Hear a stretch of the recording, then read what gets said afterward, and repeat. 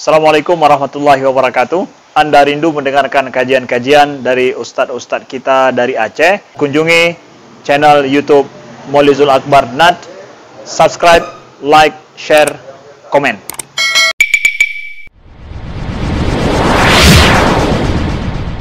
طيبا مباركا فيه أشهد أن لا إله إلا الله وحده لا شريك له وأشهد أن محمدا عبده ورسوله الكريم اللهم صل وسلم على نبينا وسيدنا محمد وعلى آله وأصحابه أجمعين أما بعد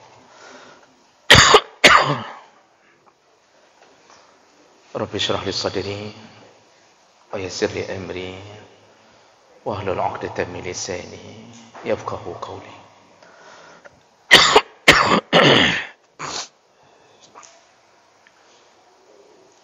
Segala puji bagi Allah, kemudian salawat dan salam kepada Rasulullah, kepada keluarga dan seluruh sahabat-sahabatnya.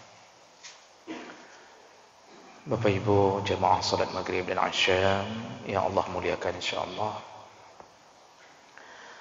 kita sambung pelajaran kita.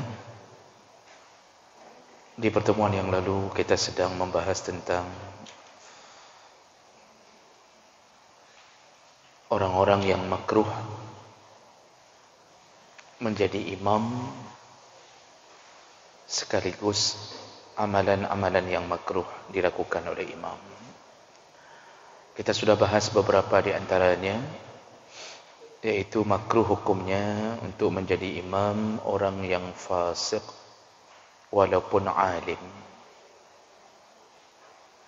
Dia fasik tapi dia alim, pintar ilmu agama tapi suka melakukan maksiat. Dia paham tapi dia melakukan maksiat. Ini makruh menjadi imam. Artinya jangan dijadikan sebagai imam. Kemudian al-mubtadi', orang yang suka melakukan perkara bid'ah. Jadi yang disebut dengan bid'ah di sini adalah perkara-perkara yang telah digariskan oleh Nabi, lalu dia memperbaharuinya, dan tidak berhubungan dan bukan perkara yang sifatnya sesuai dengan syariat. Namun kalau perkara-perkara dunia itu bukan disebut bid'ah. Urusan-urusan yang sifatnya urusan dunia walaupun tidak dilakukan oleh Nabi, maka tidak disebut bid'ah. Kemudian makruh dalam sebahagian mazhab kecuali Syafi'i, orang buta. Orang buta makruh menjadi imam. Selain Syafi'i mengatakan makruh. Tetapi mazhab Syafi'i mengatakan boleh. Tidak mengapa orang buta menjadi imam, selama dia bisa menjaga atau ada yang menuntunnya untuk berjaga-jaga dari najis. Bahkan orang buta bisa lebih khusyuk daripada orang yang tidak buta. Sekaligus ada dalil yang menyebutkan bahawa Ibnu Ummi Maktum, sahabat Nabi, pernah menjadi imam di masa Nabi SAW. Kemudian makruh yang sudah kita bahas, ini sekedar pengingat ulang, yaitu imam yang dibenci oleh kaumnya. Maksud dibenci dari sisi syariat. Dibenci karena maksiat dan kezalimannya. Bukan dibenci karena urusan pribadi. Semua pemimpin yang dibenci oleh rakyatnya karena urusan kezaliman atau urusan agama, melecehkan agama, menghinakan agama, maka salat pemimpin itu tidak diterima oleh Allah. Itu yang menyebabkan kemakruhan. Begitu pula imam salat. Imam salat kalau dibenci oleh kaumnya, maka tidak diterima salatnya, maka dimakruhkan menjadi imam. Dan yang terakhir yang kita bahas yaitu makruh hukumnya imam memanjangkan bacaan solat atau bacaan ayat-ayat atau surat-surat setelah Al-Fatihah. Makruh, itu amalan imam yang makruh, kecuali yang memang disunnahkan. Contoh misal subuh Jumaat, itu sunnah membaca sajadah dan al-insan. Selain subuh Jumaat boleh panjang, tapi tidak sepanjang itu. Kalau waktu Isya boleh panjang, batasannya seukuran surat Sabbihisma Rabbikal A'la atau Hal Ataka Hadisul Ghashiyah. Itu tuntunan Nabi kepada Muaz waktu menegur Muaz terlalu panjang. Nah, artinya imam jangan sampai menyakiti perasaan makmum bukan pada tempatnya. Bukan pada tempatnya.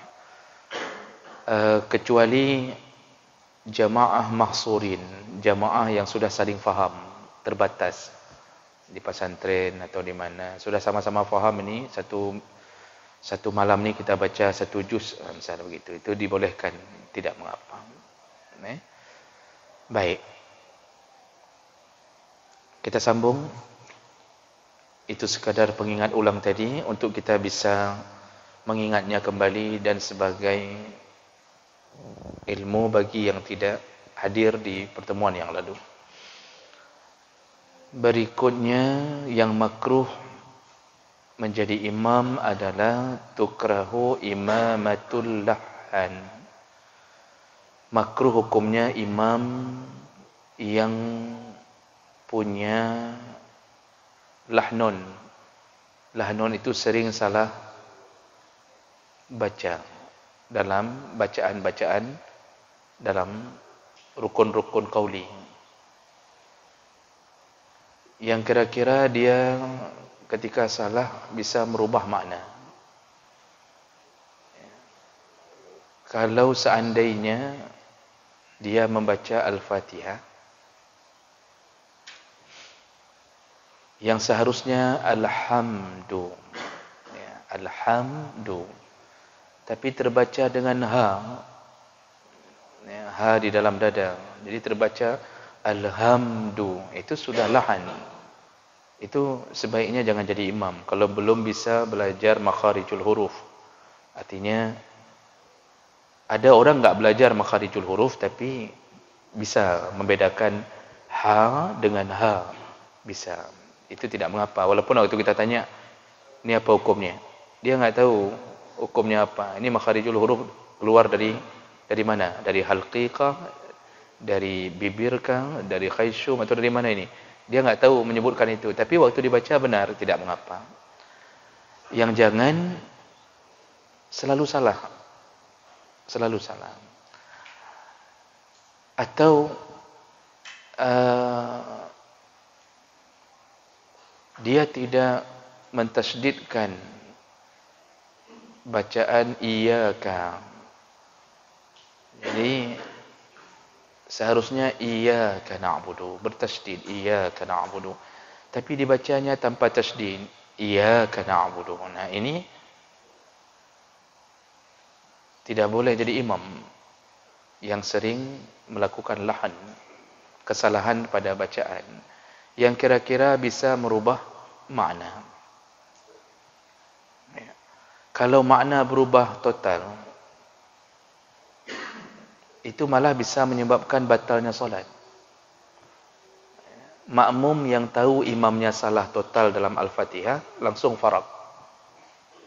Jangan ikut lagi, langsung faraq solat. Jadi solat sendiri. Kalau makmumnya level tahu ni imamnya ni parah ni salah baca ni, itu enggak usah ikut lagi, langsung faraq di tengah solat, solat sendiri. Kalau mau sah. Tapi makmum yang tidak tahu, sama-sama level, maksudnya sama-sama enggak terlalu faham, mereka masih sah salatnya.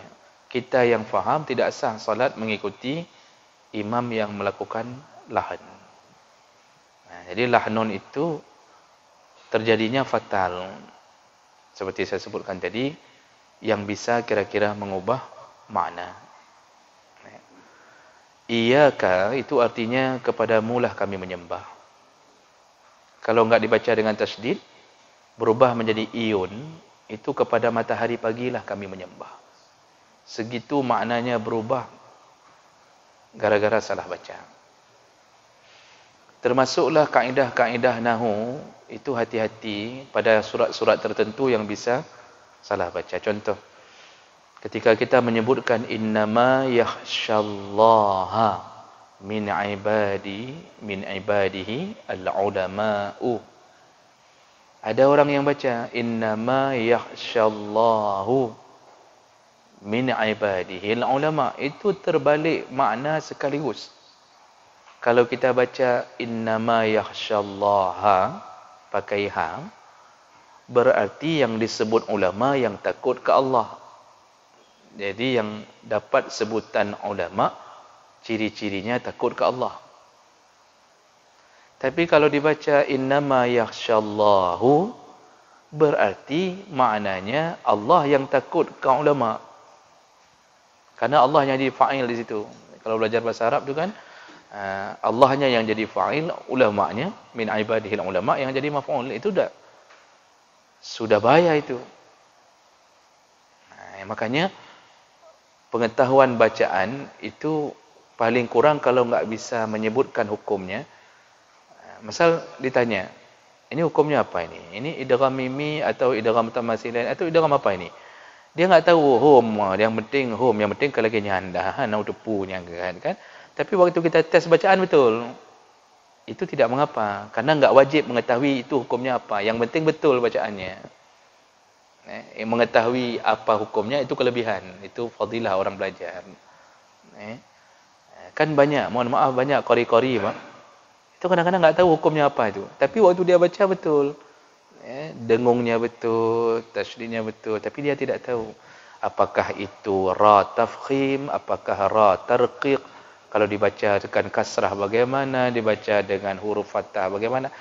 Dia lah hana mafhumnya, hana mafhum, tapi betul dia baca. Nah, itu tidak mengapa, ya. Jadi apa mau dibilang di sini? Makruh bagi orang yang sering melakukan lahnun, kesalahan-kesalahan mengubah makna, untuk menjadi imam. Itu perlu berlapang dada ketika diingatkan. Perlu berlapang dada ketika diingatkan. Namun orang mengingatkan juga perlu belajar ilmu dakwah. Jadi baik menan le imam assalamualaikum talah kan. Itu cari ribut itu kalau begitu. Model langsung seakan-akan paling hebat, itu cari ribut. Itu bukan dakwah itu. Memperingatkan orang itu harus dengan mau'izah. Mau'izah. Nabi tidak pernah mempermalukan seseorang di depan khalayak ramai. Selalu dengan mau'izah. Maka banyak orang masuk Islam, kenapa? Karena mau'izahnya Nabi. Dakwah yang penuh dengan hikmah. Maka misal imam salah, nyan baik dah tegur langsung, tak pemalih. Jangan. Nanti sudah selesai solat, walaupun tadi kita faraq solat, kita dekati, laki maaf ustaz, laki maaf. Begitu dulu. Ya, harus ada, dunia dakwahnya harus ada. Mohon maaf, kayaknya tadi ada yang salah. Tanya sama imam ni, Pak salah. Laki maaf, izin, kan begitu. Kalau militer kan izin, begitu. Siap salah, siap katanya, kan? Dari mana salahnya kata imam? Dari pertama sampai terakhir, misal begitu. Tapi kita bilangnya bagus-bagus, nak marah dia kalau kita bilang bagus-bagus. Baru kita ingatkan begini. Itu insya-Allah tidak terjadi permusuhan, tapi kalau model gerumum saja, itu memang nampak kita hebat, tapi setelah itu enggak jalan lagi dakwah tu. Enggak jalan lagi dakwah. Jadi oleh karena itu, yang imam kalau ada salah-salah siap-siap. Kalau seandainya ada makmum laki maaf, kayaknya ada yang salah tadi baca, mungkin dengku silap atau ustaz silap, mungkin boleh saya dengar sekali lagi, mungkin saya yang silap dengar. Pokoknya begitulah. Kalau perlu setelah kita ingatkan imam, kita isi pulsa dia 200,000, atau kita belikan minyak goreng yang gedengar mandum gedengar, kan. Belikan minyak goreng 10 kilo, insya-Allah. Begitu ceritanya, ya. Baik, sudah. Jadi makruh jadi imam yang lahan. Berikutnya, tukrahu imamatun man la yafsah bi ba'dil huruf qad wal qaf. Makruh menjadi imam yang tidak fasih, bacaannya tidak fasih. Arti tidak fasih, hurufnya enggak keluar semestinya. Seperti banyak huruf yang banyak orang yang susah mengucapkannya, qad. Ini dhad ini berbeda dengan huruf la. La itu ada garis atas, garis berdiri. Kalau dhad itu main kaki di bawah. Itu huruf yang paling susah dipisahkan. Orang Arab sendiri pun kadang-kadang mengkelibut bab hurufnya. Jadi waladh-dhallin atau waladh-dhallin. Itu kadang-kadang orang kalau enggak terbiasa belajar ilmu makharij, belajar ilmu tajwid itu biasa melabun, Pak. Atau huruf qaf, antara qaf dengan kaf. Dia membaca qa atau ka. Terbalik-balik di situ. Allahu la ilaha illa huwal hayyul qayyum atau qayyum. Nah, ini kalau kira-kira kita kurang-kurang fasih atau ada yang model lidah pendek, enggak bisa membedakan ghain dengan ra, walaupun itu takdir Allah kepadanya, tapi untuk jadi imam sebaiknya jangan dululah. Ambil dulu daun kelapa, digeser-geser di sini dulu, digeser sampai keluar itu ra, ya. Jangan keluar lagi ra misalnya. Itu baru jadi imam. Tapi maksudnya begini, dalam urusan menjadi imam kita apa istilahnya mundur-mundur. Kita mundur-mundur, silakan duluan. Tapi dalam urusan jadi makmum, itu kita bermaju-maju. Waktu saf depan maju. Jangan persilakan orang ke saf depan. Silakan, jangan, Pak. Ya. Mempersilakan orang dalam mendahului berbuat baik makruh. Ya. Tapi selain daripada berbuat baik, artinya sesuatu yang mubah, sunnah. Maka makruh mendahulukan orang untuk duduk di saf pertama. Kita datang nih, kita duluan datang. Begitu kita lihat ada orang, silakan ukur bentang. Jangan. Kita yang harus rebut ke depan. Kalau dalam urusan ibadah. Tapi dalam urusan mubah, antri minyak goreng, bapak silakan bapak duluan. Antri gas, bapak duluan silakan. Itu berpahala. Tapi dalam urusan ibadah kita harus ke depan. Berebut-rebut untuk dapat depan. Jadi kalau imam ada masalah dengan bacaan dan dia sadar diri, maka sebaiknya dahulukan yang kira-kira lebih fasih. Ya. Tapi jangan juga minder. Kalau yakin bisa, apa ya tak minder dulu. Apalagi kita lihat mungkin kita yang lebih cocok, ya silakan maju. Ya. Tapi walaupun begitu, sah solatnya. Kalau tertukar-tukar huruf yang tidak berubah makna, sah solatnya walaupun makruh.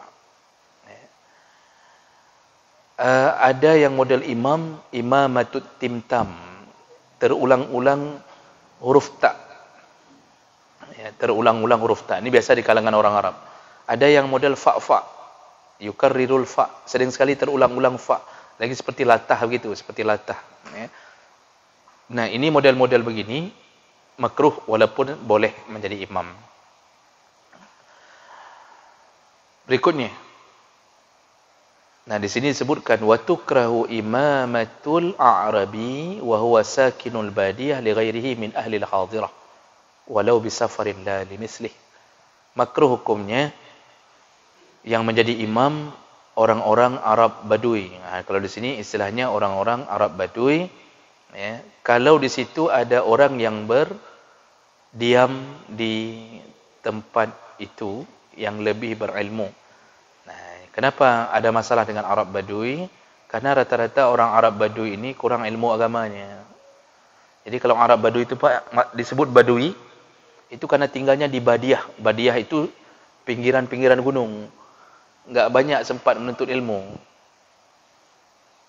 Makruh jadi imam kalau beradu dengan orang yang tinggal di suasana orang berilmu. Misalkan kalau di kota orang tuntut ilmu, ngaji di mana-mana, kan? Tiba-tiba ada orang tinggal di pinggiran-pinggiran gunung, lalu kita persilakan, makruh dengan alasan walaupun satu dua ada yang alim, tetapi rata-rata tidak banyak mereka menuntut ilmu, dan fenomenanya memang begitu. Sekarang jujur kita lihat, yang pintar-pintar sekarang agama itu bukan penduduk yang kampung-kampung pelosok, di kota-kota yang pintar agama. Di kampung-kampung bukan bersalah, tapi memang suasananya enggak terbangun. Enggak terbangun untuk menuntut ilmu, enggak saling mengingatkan kadang-kadang. Makanya kehidupan di pelosok-pelosok sekali malah kadang-kadang menasah aja enggak ada yang isi. Menasah ada. Di dalamnya lembu, kambing. Salat maghrib 2 orang. Kalau sudah salat maghrib 2 orang, salat isya apa lagi? Itu 1,5 orang cuma. Subuh cik hana urang rata-rata. Ya, azan pun enggak berbunyi. Ini contoh fenomena-fenomena, ya. Jadi disebutkan di sini kenapa begitu, bisa babit jahli. Karena rata-rata Arab Badui, ini kalau kiasannya ke Arab Badui, rata-rata orang Arab Badui itu tidak banyak pengetahuan agamanya. Ya. Karena menjadi imam itu harus ada pengetahuan, walaupun tidaklah harus terlalu tinggi level, tapi harus ada pengetahuan agama. Paling kurang begitu terjadi sesuatu pada salat, dia tahu cara tangani. Paling kurang, waktu ada hal-hal yang sifatnya membutuhkan pengetahuan, dia tahu. Kita sering kasih contoh, kalau dia bangun rakaat ketiga, lupa duduk tasyahud awal, langsung naik ke rakaat ketiga, makmum subhanallah, subhanallah. Ini imam harus berilmu. Itu contoh. Kalau imamnya kurang berilmu, otomatis begitu diingatkan oleh makmum, dia duduk lagi. Padahal dia sudah tegak berdiri, otomatis batal solat. Itu kesepakatan, batal solat.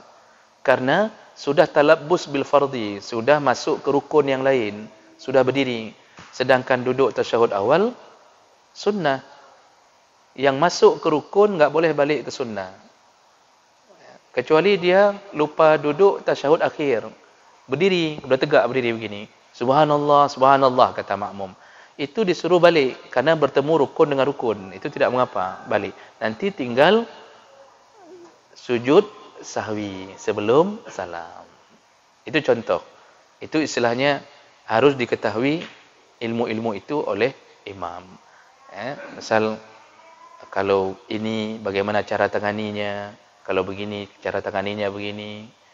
Jadi pernah saya salat di satu tempat, kesalahannya cuma pada kesalahan sunnah salat, yang seharusnya cuma cukup sujud sahwi.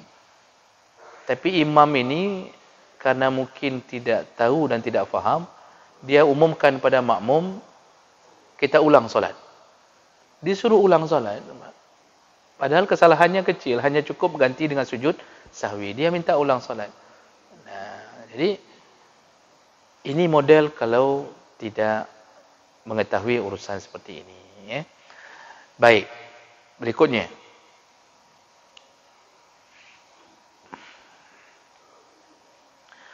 Makruh hukumnya di sisi mazhab Hambali. Ini kalau di sisi mazhab Hambali saja, ya, yaitu berimam kepada khalfa waladiz zina in wajada ghairahu ya ummun nas. Makruh menjadi imam anak zina, anak hasil zina. Makruh dalam pandangan mazhab Hambali. Kalau ada orang lain yang bukan anak zina,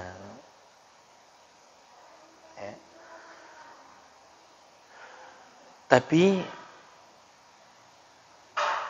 kalau mazhab Hanafi menyatakan kalau anak zina itu bodoh baru makruh. Kalau enggak bodoh, pintar. Malah dia lebih pintar. Maka tidak mengapa. Ada anak zina hafal Quran, malim. Menurut mazhab Hanafi enggak mengapa, kecuali dia bodoh, baru jangan jadi imam. Kalau mazhab Hambali tadi langsung mengatakan makruh. Kenapa? Karena pertama faktor nasab, berasal dari nasab yang kurang taat pada Allah. Karena kan anak zina bernasab ke siapa? Ibunya pernah berzina. Artinya termasuk orang yang kurang taat pada Allah. Kalau ibunya yang berzina ini kahwin sama bapa yang menzinainya, berarti dua-duanya memang kurang taat pada Allah. Walaupun berikutnya taubat, tapi sudah keduluan benih zina sudah tertanam. Karena nasab itu dalam semua hal penting. Termasuk mencari jodoh yang disuruh lihat nasab. Lalu alasan Imam Hambali yang lain, "Idza laysa lahu abun yarbihi wa yu'addibuhu wa yu'allimuhu fayaghlibu alaihi al-jahl." Karena tidak ada ayah, anak zina ini bisa jadi dia kemungkinan besar jatuh ke dalam kebodohan. Karena ayahnya tidak mendidiknya, memang ada ayah, tidak mendidiknya, tidak mengajarkannya. Walaupun dia sendiri tidak berdosa.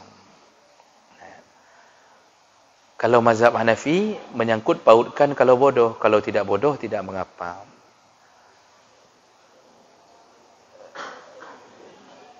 Kalau mazhab Malik, yang tidak boleh anak zina dijadikan imam ratib. Kalau mazhab Malik, izja'ala imaman ratiban. Jangan dijadikan anak zina imam ratib. Imam ratib, imam yang sudah ditunjuk untuk jadi imam itu terusan. Tapi kalau bukan imam ratib tidak mengapa. Artinya sekali datang dia alim, kita suruh silakan. Itu tidak mengapa. Tapi jangan jadikan imam ratib, imam terus 5 waktu dia yang jangan jadikan menurut Imam Malik.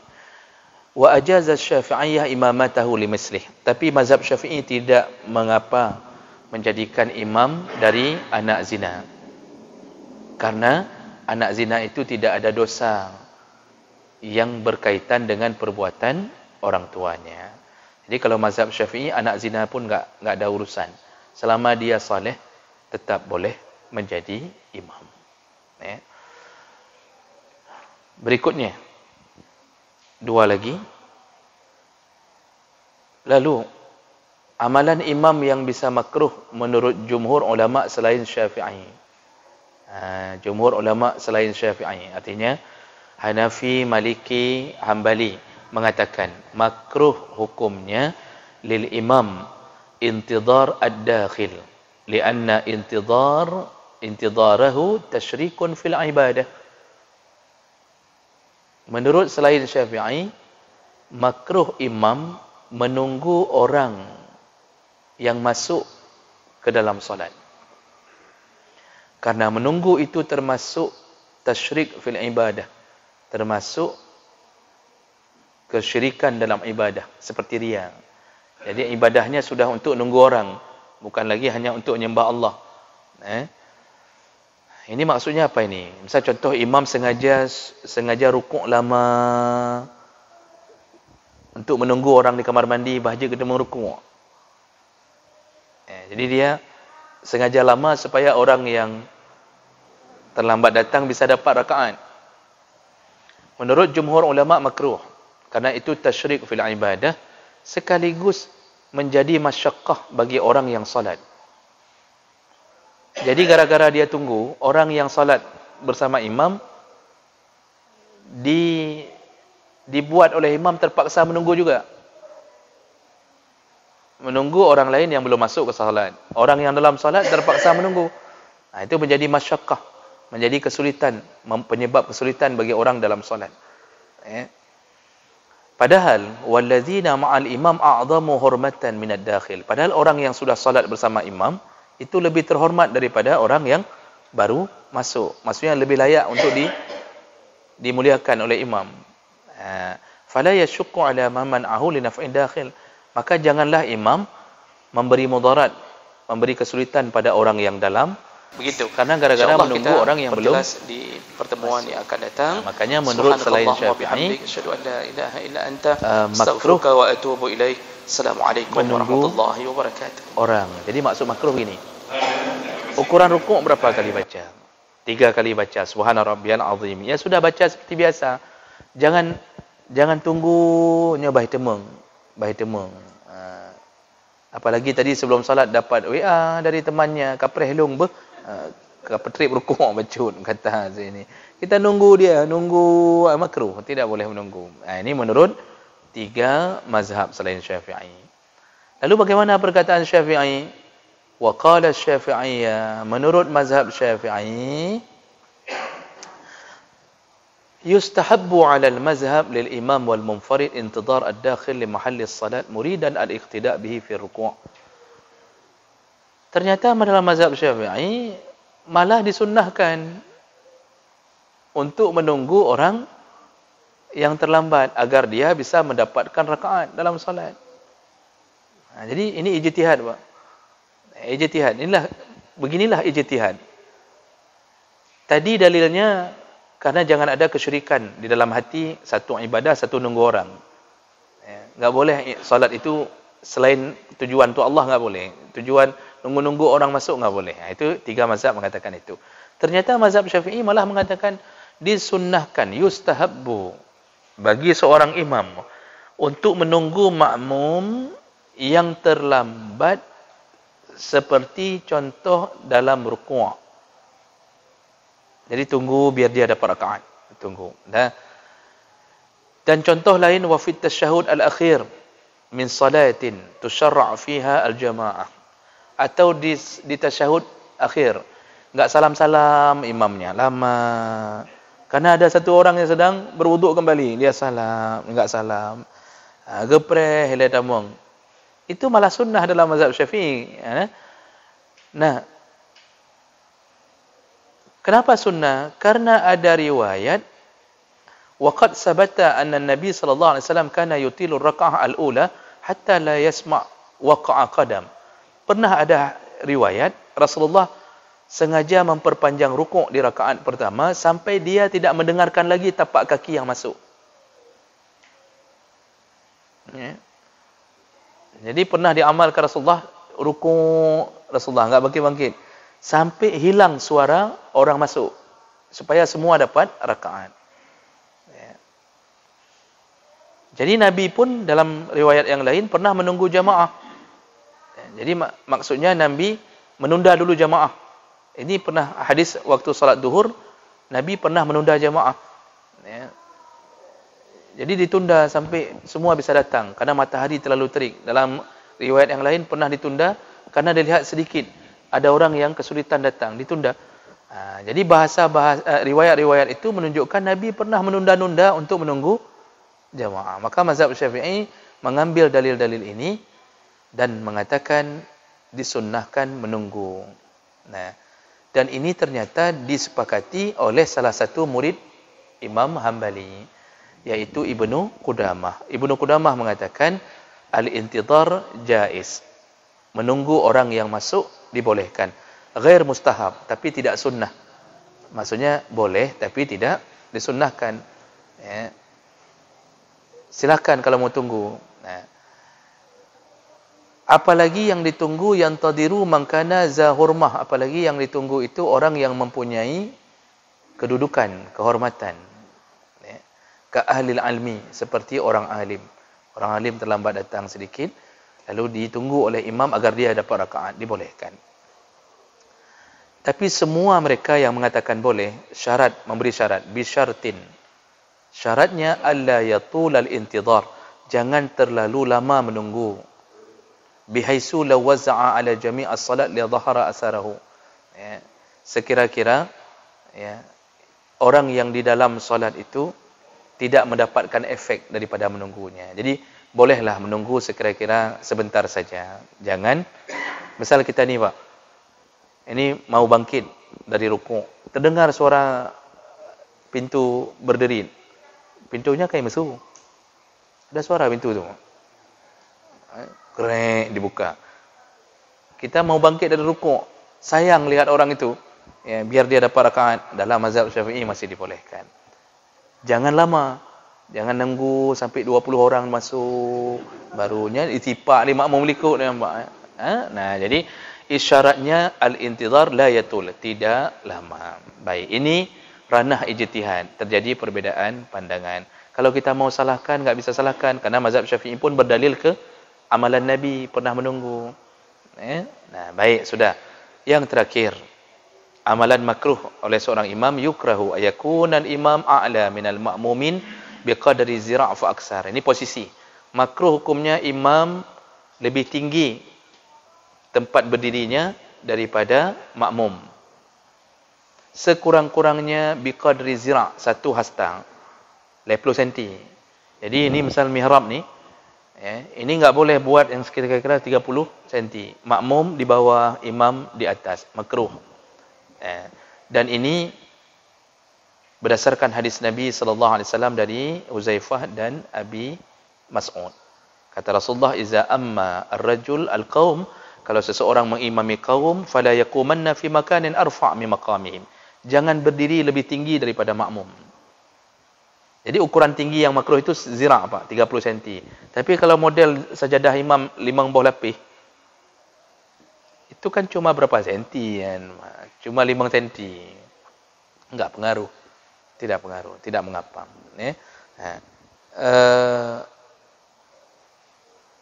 Begitu pula dikuatkan oleh Hanafiyah, Malikiyah, Syafi'iyah, tempat makmum lebih tinggi daripada imam, juga seukuran zira'. Sekarang terbalik, imamnya di bawah, makmumnya lantainya tinggi, mihrabnya lebih turun, ukurannya 1 zira', makruh. Sama hukumnya. Jadi terbalik, keadaan pun sama. Bapak kalau pernah lihat salat jamaahnya orang-orang Syiah, itu dahsyat, Pak. Silakan cek di YouTube. Itu bukan 1 zira', dalam lubang imam ji. Dalam lubang imam, Pak. Sudah hampir 1 meter. Bahkan, ya 1 meter lah. Imam di dalam lubang ke sana, dalam 1 meter. Makmum di atas semuanya. Memang Syiah ini banyak sekali melanggar syariat dari Nabi. Makanya Syiah tidak pernah dimasukkan ke dalam golongan Ahlus Sunnah wal Jamaah. Tidak pernah. Karena banyak sekali menyelisihi apa yang dibuat oleh Nabi. Syiah ini cenderung sesat. Amalannya banyak yang sesat. Jadi dibuat catatan akhir, la ba'sa bil ulu al-yasir mislu darajatil mimbar. Tidak mengapa kalau tingginya cuma sedikit saja. Rendah sedikit, tinggi sedikit, tidak mengapa. Nah, itu amalan yang makruh seputar masalah menjadi imam dan amalan-amalan yang dilakukan oleh seorang imam. Demikian kita cukupkan. InsyaAllah kita bertemu kembali di pertemuan yang akan datang dan semoga Allah kumpulkan kita di dalam surganya. Amin. Ya Rabbal Alamin. Subhanakallahumma bihamdik. Asyhadu an la ilaha illa anta astaghfiruka wa atubu ilaih. Wassalamualaikum warahmatullahi wabarakatuh.